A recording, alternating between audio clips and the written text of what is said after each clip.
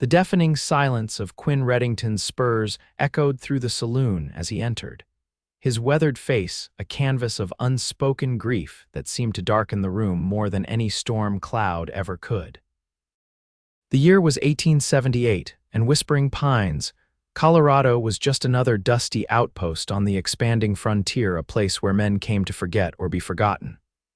For Quinn, it had been 3 years since he'd managed anything resembling a smile, and longer still since anyone had heard him laugh. "The usual, Mr. Reddington?" Tom, the bartender, asked with practiced caution, already reaching for the bottle of whiskey reserved for the taciturn cowboy. Quinn nodded once, his hazel eyes fixed on nothing in particular. At 32, his face bore the lines of a man who'd lived twice as long. The locals had grown accustomed to his silence, to the way he'd sit alone at the corner table with his back to the wall, drinking methodically until it was time to return to his small ranch outside of town. Some called him stone-face behind his back. Others simply left him be, recognizing the signs of a man who'd lost something irreplaceable. "Been a hot spell," Tom offered, sliding the glass across the polished wood. Quinn took the drink without acknowledgement. Conversation was a currency he no longer traded in. The saloon doors swung open again, bringing with them a gust of summer heat and the unfamiliar silhouette of a woman. She stood in the doorway, backlit by the setting sun, her figure casting a long shadow across the sawdust-covered floor. Zara Valenti was not what anyone would call a typical Western woman. At 28, she carried herself with a confidence that spoke of Eastern education and worldly experiences. Her deep brown hair was pinned neatly beneath a modest hat, her traveling dress dusty but well-made. The piano player missed a note as she entered, and conversations faltered momentarily before resuming with renewed vigor. "Madam," Tom greeted her with surprise. "What can I do for you?" "Water, please," she replied, her voice carrying a slight accent that hinted at Italian heritage. "And perhaps some information. I'm looking for lodging." Quinn didn't look up from his whiskey, but his ears caught the unfamiliar voice. Something about its musical quality caused his hand to pause midway to his lips. "Mrs. Henderson runs a boarding house 3 doors down," Tom informed her, fetching a clean glass. "Only respectable place for a lady in these parts." "Thank you," Zara replied, taking a small sip of the water. Her eyes scanned the room, landing briefly on the solitary figure in the corner. Something about his isolation amid the crowded saloon caught her attention. "That's Quinn Reddington," Tom said, following her gaze. "Best to leave him be." "Is he dangerous?" she asked, curiosity coloring her tone. Tom shook his head. "Not unless you count silence as a weapon." "Man hasn't cracked a smile in 3 years, not since." "Since what?" Zara asked. "Not my story to tell, madam," Tom replied, wiping down the bar. "He lost his wife and son to the fever. After that, it's like the man forgot how to feel anything at all." Zara nodded, understanding all too well how grief could hollow a person from the inside out. She had come west to escape her own losses, a failed engagement, a father who died leaving nothing but debts, and a respectable Boston life that had crumbled beneath her feet. "I'll take your advice about the boarding house," she said, finishing her water and placing a coin on the counter. As she turned to leave, her reticule caught on a chair, spilling its contents across the floor. Books, a small journal, and various papers scattered at her feet. Quinn watched as she knelt to gather her belongings, her movements quick and embarrassed. Without thinking, he rose from his seat and crossed the room, bending to retrieve a leather-bound volume that had slid near his boot. For a brief moment, their fingers brushed as he handed it to her. "Thank you," Zara said, looking up to meet his eyes. What she saw there made her heart constrict, not just sadness, but an emptiness so profound it seemed bottomless. Quinn nodded once, then returned to his table without a word. The next morning found Zara settled at Mrs. Henderson's boarding house, unpacking the few possessions she'd brought with her. She had come to Whispering Pines with a purpose to establish a small school. The town was growing, and the telegraph she'd received from the mayor suggested an eagerness for education that matched her need for a fresh start. The schoolhouse was little more than a converted storage building, but its sturdy walls and ample windows made it suitable. As she arranged primers and chalk at the teacher's desk, the door creaked open. Miss Valenti, a man in his 50s with a silver-streaked beard, stood in the doorway. "Mayor Wilson, welcome to our humble town. Thank you for the opportunity," Zara replied, shaking his outstretched hand. "We've got about 15 children eager to start learning," the mayor explained. "Ages from 6 to 16. Been teaching them myself when I can spare the time, but that's not often enough." "I'm eager to meet them," Zara said, arranging the small collection of books she'd brought. "When can we begin?"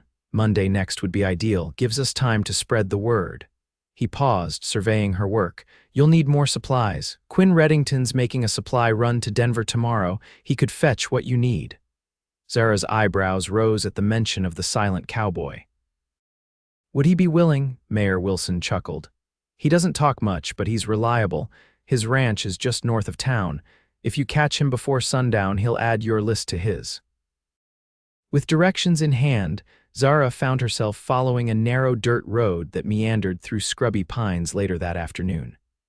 The Reddington Ranch was modest, a small cabin with a sturdy barn and corral housing several horses. A wisp of smoke curled from the stone chimney. She hesitated at the gate, suddenly unsure. The man clearly valued his solitude. Who was she to intrude upon it? Before she could decide whether to proceed or retreat, a dog's bark announced her presence. A black and white border collie bounded toward her, circling her skirts with curious sniffs. "Hello there," she said softly, offering her hand to the animal. The cabin door opened and Quinn emerged, rifle in hand. His expression shifted from wariness to recognition as he saw her, though his features remained impassive. He lowered the weapon and whistled once. The dog immediately returned to his side. "Mr. Reddington," Zara called, gathering her courage. "I apologize for the intrusion. Mayor Wilson mentioned you're traveling to Denver tomorrow." Quinn regarded her silently, neither inviting her closer nor sending her away.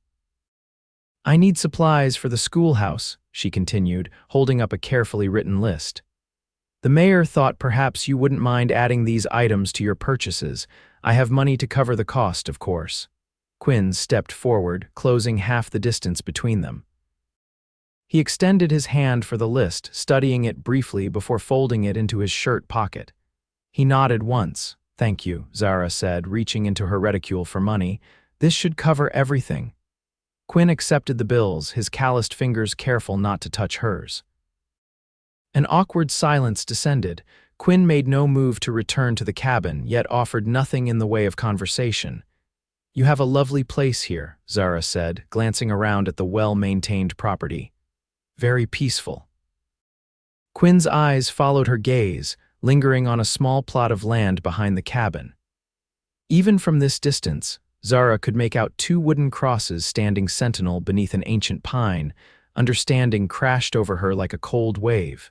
That was where they were buried, his wife and child. "I should let you get back to your evening," she said softly. "Thank you again for your help." As she turned to leave, Quinn surprised her by clearing his throat. "Water," he said, his voice rough from disuse, "for your walk back." Before she could respond, he disappeared into the cabin, returning moments later with a canteen. He offered it without meeting her eyes. "That's very kind," Zara said, genuinely touched by the unexpected gesture. "I'll return it when you come back from Denver." Quinn shook his head. "Keep it." Those 2 simple words seemed to exhaust his capacity for speech. With another curt nod, he retreated to his cabin, the dog following at his heels. The walk back to town gave Zara time to reflect on the enigmatic man. There was something compelling about his silence, not the sullen quiet of someone nursing anger, but the vast emptiness of someone who had lost their reason for speaking at all. Quinn returned from Denver 4 days later, his wagon loaded with supplies for his ranch and the various commissions he'd undertaken for townspeople. The schoolhouse items were carefully packed in a separate crate, which he delivered personally as the afternoon shadows lengthened. Zara looked up from arranging desks when his tall frame filled the doorway. "Mr. Reddington," she greeted him with a smile. "You're back." He set the crate down near her desk, removing his hat in her presence, a reflex of manners that had survived whatever had hardened the rest of him. "Everything on your list," he said, handing her a receipt and her change. Zara counted the coins, surprised at how reasonable the prices were. "This seems too little for so many supplies." Quinn shrugged. "Store owner gave a discount for the school." She studied his face, noticing for the first time the flecks of gold in his hazel eyes. "Thank you for doing this. It saved me a lengthy journey." He nodded, replacing his hat and turning to leave. "Mr. Reddington," she called after him. "Would you like to see what you've helped provide for the children?" Quinn hesitated, one hand on the doorframe. After a moment's consideration, he stepped back inside. Zara opened the crate, showing him the primers, slates, chalk, and maps he'd brought. "These will make all the difference," she explained, her enthusiasm evident as she held up a geography textbook. "Most of these children have never seen beyond the territory. These books will show them the whole world." Something flickered across Quinn's face, not quite interest, but perhaps the memory of what interest had once felt like. "You read, Mr. Reddington?" Zara asked, setting the book down. "Used to," he replied, his eyes briefly meeting hers before sliding away. The school opened the following Monday with 18 children in attendance, more than the mayor had anticipated. Word had spread to outlying farms, bringing families to town who rarely made the journey. Zara found herself both challenged and exhilarated by the diverse group of students, whose education levels varied dramatically. 2 weeks into the term, she was startled to look up from helping a young girl with her letters to find Quinn Reddington standing in the schoolhouse doorway. The children fell silent, many turning to stare at the somber figure who rarely came to town except for supplies. "Mr. Reddington," Zara said, composing herself. "How can I help you?" He stepped inside, holding a wooden crate. "Books," he said simply. "Found them, thought you might use them." The children watched wide-eyed as he set the crate beside her desk. Inside were perhaps 24 volumes, worn but well cared for books ranging from basic readers to more advanced literature. These were... His voice faltered. "A very generous donation," Zara finished for him, understanding immediately. These had belonged to his wife, perhaps meant for the child who never grew old enough to read them. Quinn nodded, seeming relieved at not having to explain. "Children," Zara announced. "Mr. Reddington has just given us a wonderful gift. What do we say?" "Thank you, Mr. Reddington," they chorused, their young voices filling the room. Quinn's shoulders stiffened, uncomfortable with the attention. He backed toward the door with a quick nod. "Would you like to stay?" Zara asked impulsively. "We're about to have our history lesson. Perhaps you could tell the children something about the early days of the territory." The request clearly caught him off guard. He shook his head. "Another time," he managed before slipping out the door. That evening, Zara found herself thinking about Quinn as she sorted through the books he donated. Many contained inscriptions, "To my beloved Margaret," or "For our darling Thomas when he's older." Each one felt like a glimpse into the life Quinn had lost, the family that had been taken from him. One volume in particular caught her attention, a collection of folk tales and legends from around the world. Inside the cover was written, "For Quinn, who could always make me laugh with a story, all my love, Margaret." Zara ran her fingers over the inscription, a plan forming in her mind. The following Sunday afternoon, she packed a small basket with bread, cheese, and a jar of preserves, and once again made the walk to Quinn's ranch. This time, she also carried the book of folk tales. The dog announced her arrival just as before, but this time Quinn emerged from the barn rather than the cabin. His shirt sleeves were rolled up, revealing forearms corded with muscle from years of ranch work. A smudge of dirt marked his cheek, and for a moment he looked more alive than she'd yet seen him. "Miss Valenti," he said, surprise evident in his voice. "I hope I'm not intruding," she replied, suddenly uncertain. "I wanted to thank you properly for the books." "They've already made a difference to the children." Quinn wiped his hands on a rag tucked into his belt. "No need for thanks." "Nevertheless, I brought lunch," she said, lifting the basket slightly, "and perhaps some company if you'd care for it."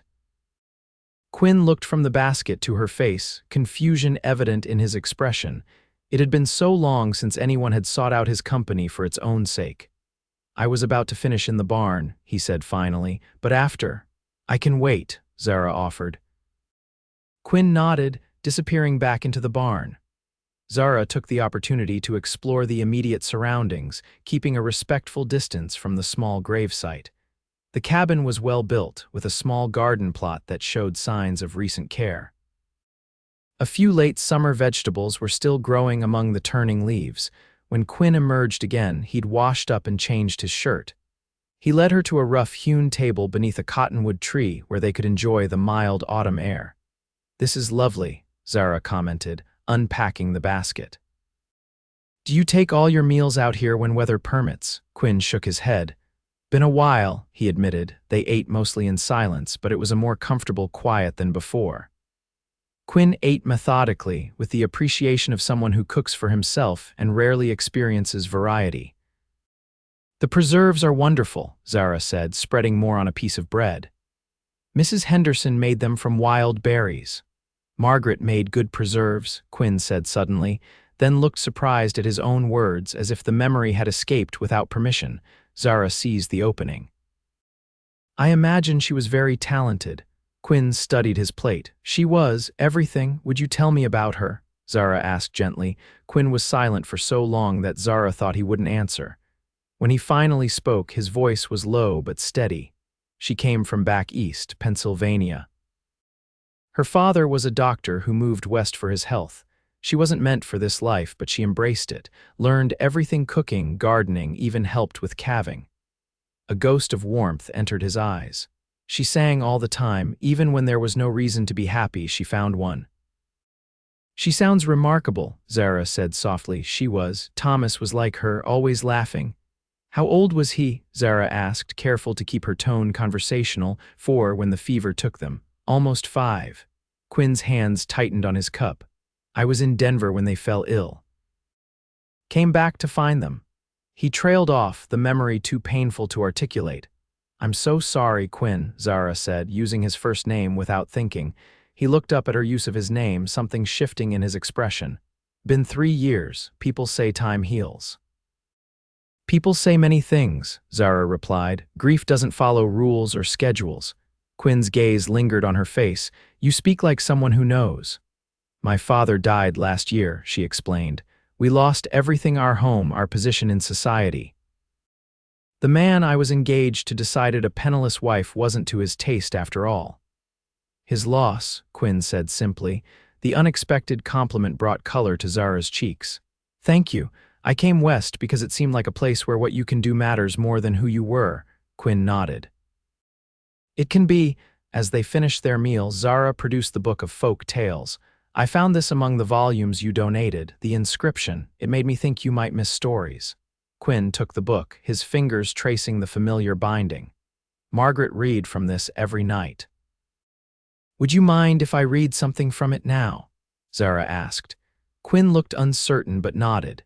Zara opened to a tale she'd selected beforehand, a Norwegian legend about a man who captured the northern lights in a bottle to bring summer to his village during the darkest winter. Her voice rose and fell with the rhythm of the story, bringing to life the brave fishermen, the mystical lights, and the villagers whose hope sustained them through impossible times. As she read, she occasionally glanced at Quinn. His expression remained stoic, but his eyes were focused intently on her, absorbing every word. When she finished, she closed the book gently. "Margaret always loved that one," Quinn said after a moment. "It's beautiful," Zara agreed. "There's something about stories that connects us to each other, don't you think? Reminds us we're not alone in what we feel." Quinn didn't respond directly, but he didn't rise to end their encounter either. Instead, he asked, "How are the children doing at school?" "Wonderfully," Zara replied, pleased by his interest. "They're eager to learn. Billy Thompson can already read simple sentences, and he only knew his letters when we began."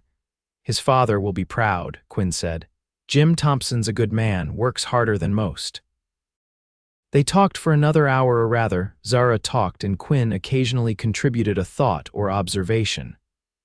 As the sun began its westward descent, Zara reluctantly gathered her things. "Thank you for sharing your afternoon with me," she said, rising from the table. Thank you for the meal, Quinn replied, and the story. Perhaps I could come again sometime, Zara ventured. I enjoy the walk and the company. Quinn seemed to consider this carefully before nodding. Sunday afternoons are quiet. It became a ritual over the following weeks.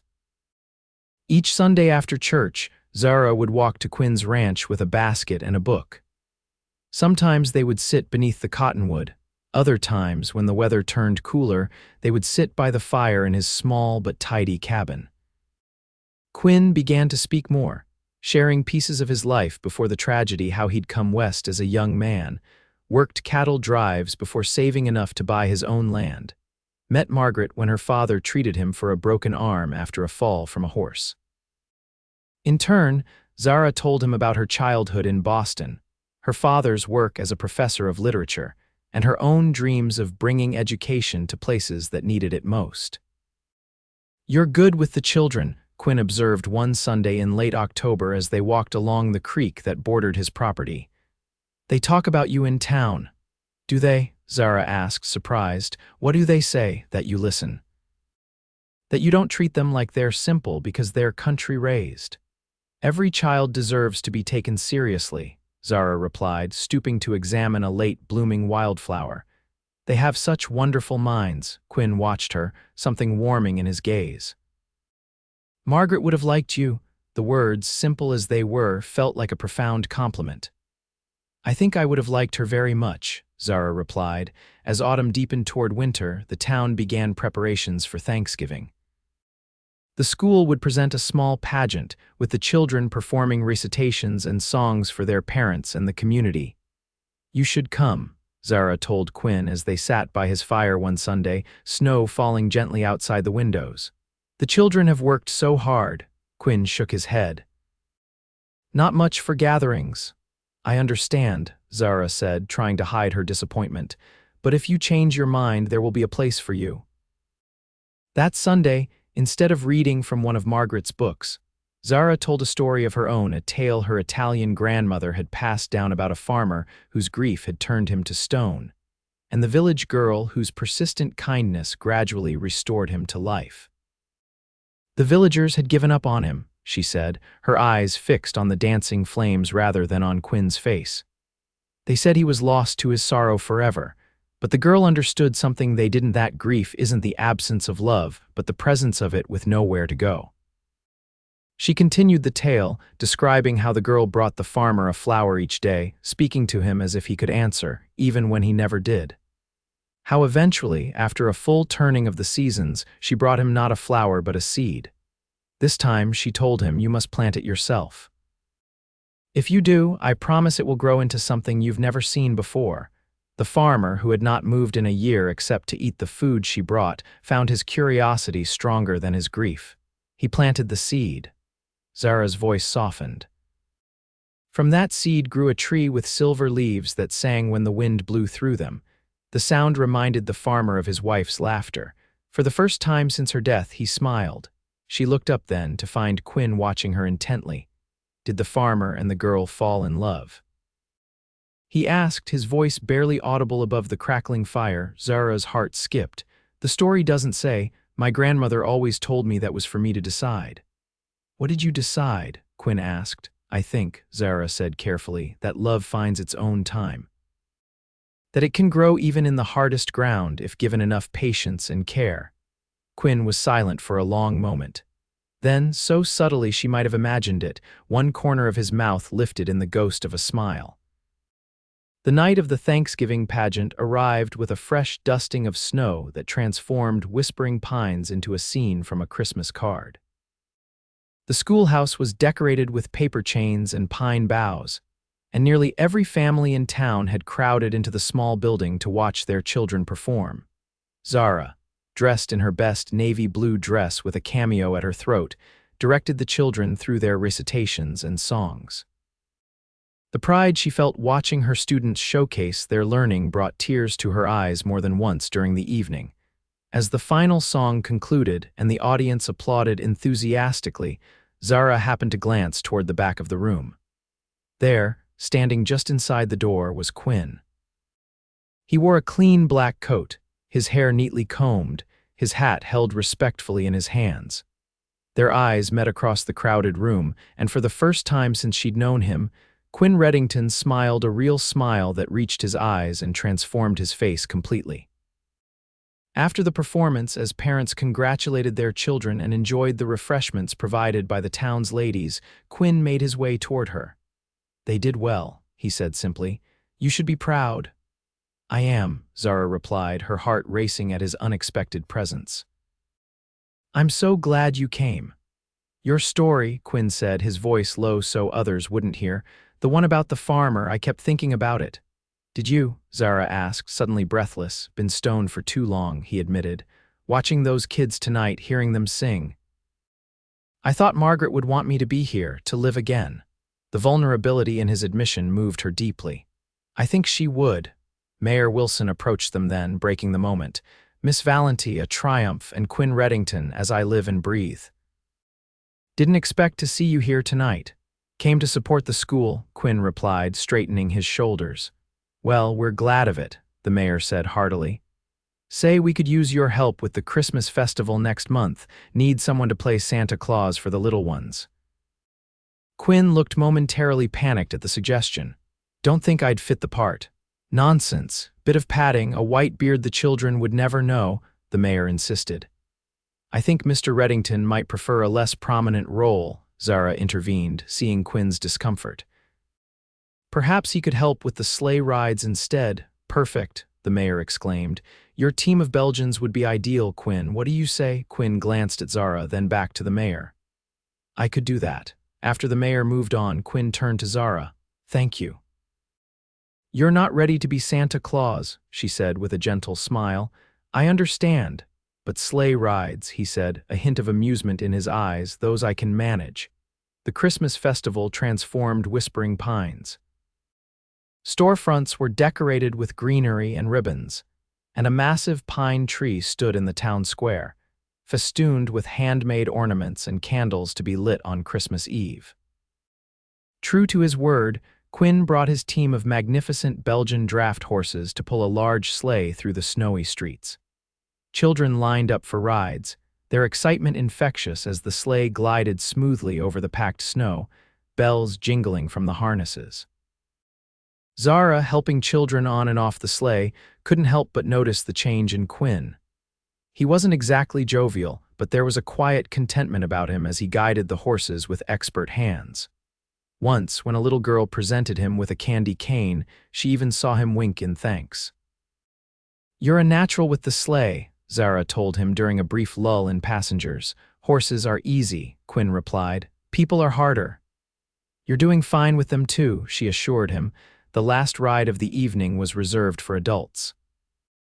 Couples and a few elderly townspeople climbed aboard, wrapped in blankets against the December chill. Zara moved to step away, but Quinn caught her hand. "Room for one more," he said, helping her onto the seat beside him. The sleigh glided through town and beyond, following a trail that had been packed down by previous runs. Stars glittered overhead in a clear night sky, and the runners made a satisfying shush against the snow. "I've never been on a sleigh before," Zara admitted, her breath forming clouds in the cold air. "It's magical." Quinn guided the horses with practiced ease. "Used to take Margaret out on Christmas Eve every year," he said, his voice steady despite the memory. "She loved it. Said it made her feel like a child again." "I can understand that," Zara replied, gazing at the moonlit landscape. "There's something timeless about it." When they returned to town, the other passengers disembarked, leaving them alone with the horses and the sleigh. "Would you like to go a bit further?" Quinn asked, surprising her. "Just the two of us," Zara's heart leapt. "I would love that." Quinn clicked to the horses and they headed out of town again, this time taking a different trail that wound through a stand of pines. The only sounds were the jingling harness bells and the soft breathing of the massive horses. "I've been thinking," Quinn said after they'd traveled in comfortable silence for a while, "about what comes next." "What do you mean?" Zara asked. "Been stuck in one place for 3 years," he explained. "Not the ranch in here," he tapped his chest. "Your stories, the school, the children, they've reminded me there's still life to be lived." "I'm glad," Zara said softly. Quinn guided the horses to a stop in a small clearing where the moonlight cast blue shadows on the snow. He turned to face her. "That story you told about the farmer who turned to stone," he said. "I think I know now how it ends." "How?" Zara asked, her heart pounding. "The farmer and the girl do fall in love," Quinn said, his voice low and certain. "Not because she fixed him or made him forget his sorrow, but because she helped him remember that his heart was still there, underneath all that stone." "Quinn," Zara whispered, unable to say more. "I'm not whole yet," he continued. "Might never be completely. But these past months being around you, I've started to feel again. More than just pain." He reached out slowly, his calloused hand taking hers. "Don't know if I have any right to ask, but would you consider staying, not just in Whispering Pines, but with me?" Zara squeezed his hand, tears pricking her eyes. "I'm not going anywhere," she promised. "I found what I was looking for here." "And what was that?" Quinn asked, his eyes searching hers in the moonlight. "A place where what you can do matters more than who you were," she said, echoing her words from months earlier. "And someone who sees me really sees me." Quinn's smile then was like watching the sun rise after the longest night. He leaned forward, hesitant at first, then with growing confidence and pressed his lips to hers. The kiss was gentle, almost reverential, the kiss of a man who had forgotten tenderness and was rediscovering it with wonder. When they parted, Zara reached up to touch his face, her fingers tracing the smile lines that had been dormant for so long. "I thought I'd forgotten how," Quinn murmured, touching his own lips as if surprised by them. "How to kiss?" Zara asked. "How to smile," he replied. "How to feel joy without guilt following right behind it." "And now, Quinn said, taking both her hands in his, "I think Margaret would be happy. She always said no one should travel through life alone." They married in the spring, when wildflowers dotted the prairie, and the cottonwood by Quinn's cabin, their cabin, now sprouted fresh green leaves. The whole town turned out for the celebration, children from the school singing songs they'd composed especially for their beloved teacher, and the rancher who had learned to smile again. The small gravesite behind the cabin remained, tended now with fresh flowers and the occasional child's drawing left by Thomas's headstone. Quinn no longer avoided it, sometimes taking Zara there to tell Margaret about their day or share news of the town. She would have liked knowing the books were being used, he told Zara one evening as they sat on the porch, watching the sunset paint the distant mountains. That her love of stories lived on. "I think she knows," Zara replied, leaning her head against his shoulder. "I think she's been watching your journey all along." Quinn's arm tightened around her. "You know what I remember most now? Not the end, but all the days before, the laughter, the simple moments." "That's as it should be," Zara said. That night, as they lay together in the darkness, Quinn told Zara a story one she hadn't heard before, about a cowboy who had lost everything and buried his heart, until a schoolteacher with books and patience helped him find it again. And did they live happily ever after? Zara asked, echoing the traditional ending of fairy tales. Quinn's hand found hers beneath the blankets. "They lived fully ever after," he corrected gently. "With joy and sorrow both, because that's what life is, but mostly joy because they chose it together." In the years that followed, the Reddington Ranch expanded, as did the school, which eventually moved to a proper building with multiple classrooms. Quinn and Zara welcomed 2 children of their own, a daughter with her mother's expressive eyes, and a son who inherited his father's quiet thoughtfulness. And if the people of Whispering Pines sometimes marveled at the transformation of Quinn Reddington from the silent, stone-faced widower to the man whose deep laugh could now be heard at town gatherings and school pageants alike, they never spoke of it directly. They simply nodded knowingly whenever a newcomer asked about the handsome couple who ran the school and the ranch at the edge of town. "That's the Reddingtons," they would say. "Got quite a story, those two, about a man who forgot how to smile and the woman who reminded him." Some say it was her stories that did it, but others know the truth, it wasn't the stories themselves, but the heart behind them that brought Quinn Reddington back to life.